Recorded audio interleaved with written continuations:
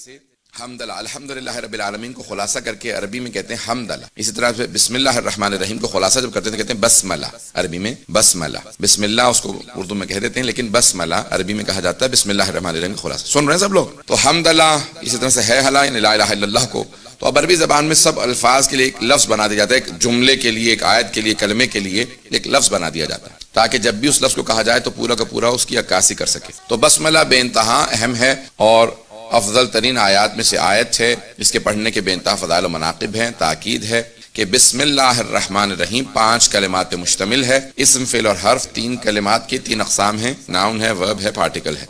لیکن جب آپ اصول فقہ میں جائیں گے تو وہاں صرف 2 طرح کے معنی ہوتے ہیں، معنی اسمی اور معنی حرفی. معنی اسمی اور معنی حرفی. اب جس نے کبھی پہلے اصول فقہ پڑھا ہو تو اس کے ذہن میں آ گیا ہوگا، میں تھوڑی سی وضاحت کر دیتا ہوں. معنی اسمی جب کہا جاتا ہے تو مستقل معنی حرفی جو غیر مستقل ہو، جس کا معنی سمجھ میں آتا ہو کسی اسم کے یا فعل کے سہارا لینے کے بعد اس کے اپنے معنی واضح ہوتے ہوں کسی اسم کے ساتھ جب وابستہ ہو جائے. اب یہاں پہ بسم اللہ الرحمن الرحیم میں با حرف ہے، اس کے بعد ہے اسم، پھر ہے اللہ، پھر ہے الرحمن، پھر ہے الرحیم. غور سے سنیں گے سب حضرات. اسم کثرت استعمال کی وجہ سے اس کا الف گر گیا، اس لیے بسم اللہ الف گرنے کے بعد بے اسم اللہ تھا، بسم اللہ رہ گیا، الف کثرت استعمال کی وجہ سے گر گیا. اقرا بے اسم ربک الذی خلق، کیونکہ وہاں ایک ہی آیت ہے تو وہاں پہ اسم کا الف نہیں گرا. اقرا بے اسم ربک الذی خلق، سورہ علق کے اندر اسم کا الف باقی رہا، یہاں پہ اسم کا الف گر گیا ہے کثرت استعمال کی وجہ سے. بے اسم اللہ نہیں رہا بلکہ بسم اللہ الرحمن الرحیم ہو گیا. اب تک تو توجہ ہے لوگوں کی. تو اسم یعنی نام، جسے ہم لوگ اردو میں کہتے ہیں نیم، با حرف ہے. اور علم لغت کے اندر اور نحو میں یعنی سنٹیکس کے اندر اور گرامر کے اندر، لغت میں ڈکشنری کے اندر 9 معانی بیان کیے ہیں لفظ با کے. تو اب 9 معانی بیان کیے گئے لفظ با کے. There are 9 meanings of the particle با. بسم اللہ الرحمن الرحیم یہ جو لفظ حرف ہے با، اس کے 9 معانی بیان کیے گئے ہیں. اب میں سارے پیش کروں گا تب تک تو مجھے پورا پتا ہے کہ اس وقت تک کوئی بھی نہیں ہوگا. بسم اللہ میں صرف 2 ممکن ہیں، 2 معانی بسم اللہ الرحمن الرحیم میں ممکن ہیں، صرف 2 معانی ممکن ہیں 9 میں سے.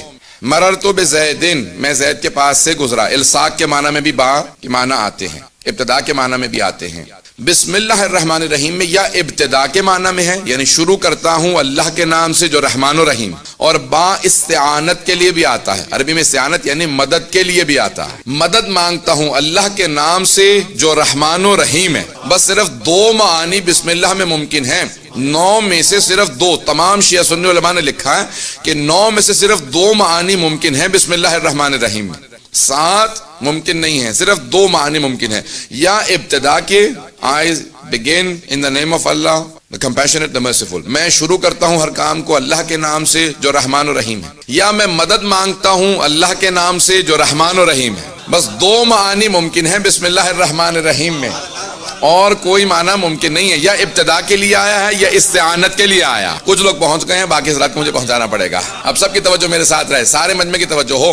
ایک بہت بڑی فلسفے کی کلام کی بحث ہے جو 1000 سال سے زیادہ پرانی بحث ہے، 1000 سال سے پرانی بحث ہے، آج تک باقی ہے. میں اس بحث کو پیش کر رہا ہوں، سب کی توجہ ہو. شیخ طوسی کی تفسیر ہے جنہوں نے حوزہ علمیہ نجف اشرف کی بنیاد رکھی تھی. التبیان فی تفسیر القرآن، 10 جلدوں میں تفسیر ہے. اس کی پہلی جلد میں جو سب سے پہلی بحث ہے مقدمے کے فوراً بعد، وہ انہوں نے بسم اللہ سے متعلق بحث کی ہے، اور وہ ہے اسم و مسمہ کی بحث. اور مجھے پوری امید ہے سب لوگ اس کو غور سے سنیں گے اور سب سمجھیں گے. میں آپ کو یقین دہانی کرا رہا ہوں کہ میں جب پیش کروں گا سب سمجھ جائیں گے، اگر نہ سمجھیں تو اشارہ کر دیجیے گا، میں اور وضاحت کر دوں گا.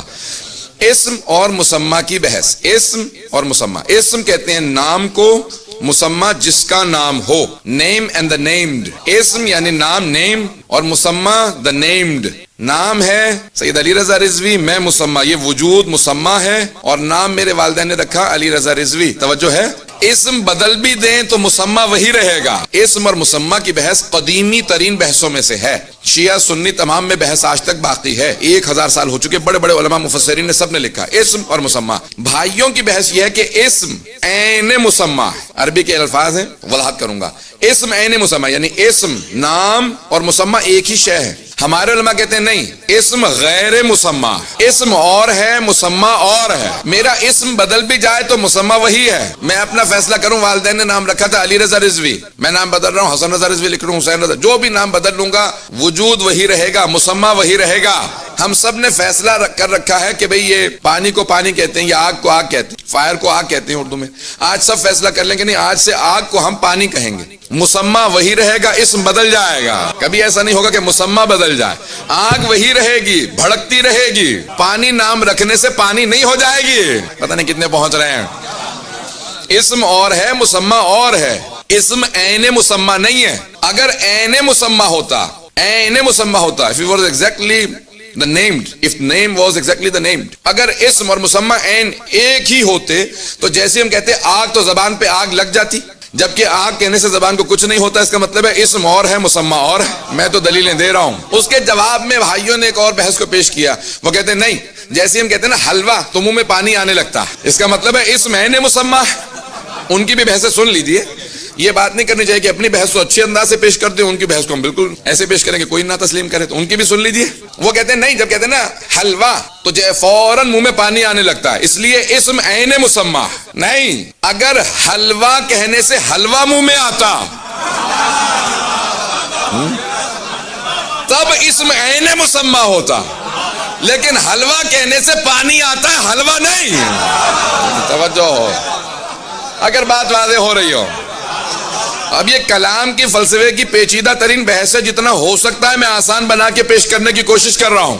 تو اسم عین مسمہ نہیں ہے، اسم غیر مسمہ. اب میں جان بوجھ کے عربی کی اصطلاحات استعمال کر رہا ہوں. غیر یعنی وہ نہیں ہے. اسم مسمہ نہیں ہے. توجہ کیجئے گا. اسم اور ہے، مسمہ اور ہے. اب الجہر بسم اللہ الرحمن الرحیم، مومن کی علامات میں سے علامت یہ ہے کہ بسم اللہ الرحمن الرحیم کو ہمیشہ بلند آواز سے پڑھے.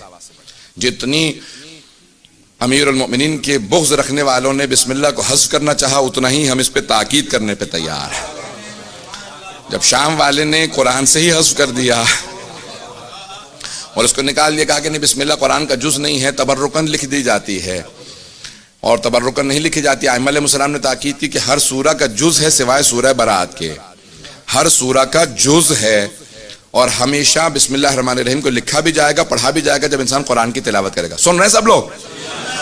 تو پوچھا گیا بسم اللہ الرحمن الرحیم شروع کرتا ہوں یا مدد مانگتا ہوں اللہ کے نام سے جو رحمان و رحیم ہے.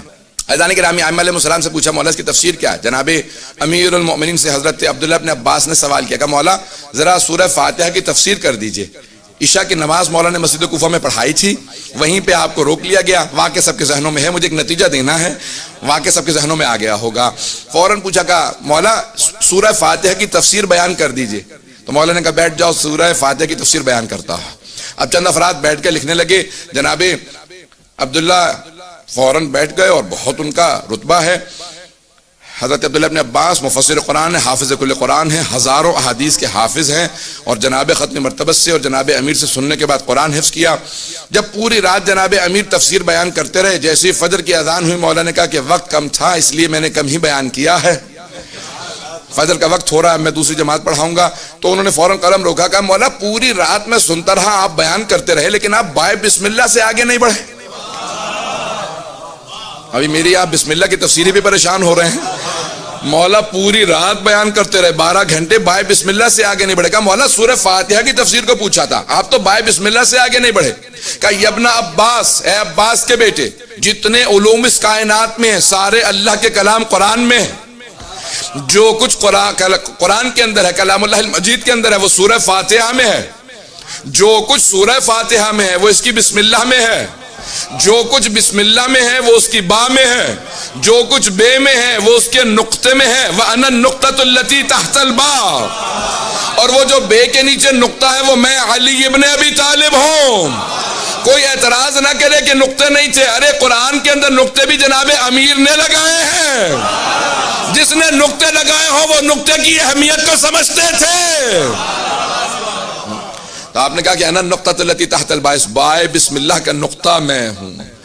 اس کو بڑے بڑے علماء نے اپنے اپنے انداز سے پیش کیا ہے. شاید میں کبھی آپ نے سن رکھا ہو. ایک میں جملہ اپنے انداز سے پیش کروں گا کہ جب آپ CD خریدیں گے نا، اس کے اندر تمام 2000 سے زیادہ کتابیں ہیں. ایک نقطے کے برابر قرآن کریم ہے اس پوری CD کے اندر. میں نے 2000 سے زیادہ اس میں کتابیں تھیں. ایک میں نے کہا اس میں قرآن بھی ہے، حدیث کی فقہی ساری کتابیں. کہاں قرآن بھی ہے؟ کہاں؟ کہ ایک نقطے کے برابر. جب کمپیوٹر آیا، سائنس نے ترقی کی، CD دریافت ہوئی، تو اس وقت لوگوں کو سمجھ میں آیا کہ نقطے میں قرآن بھی آ سکتا ہے. میرے مولا 1400 سال پہلے بتا گئے تھے کہ اگر قرآن کو ایک جگہ دیکھ لو تو مجھے دیکھ لو، نقطے کو پھیلا کے دیکھ لو تو قرآن کو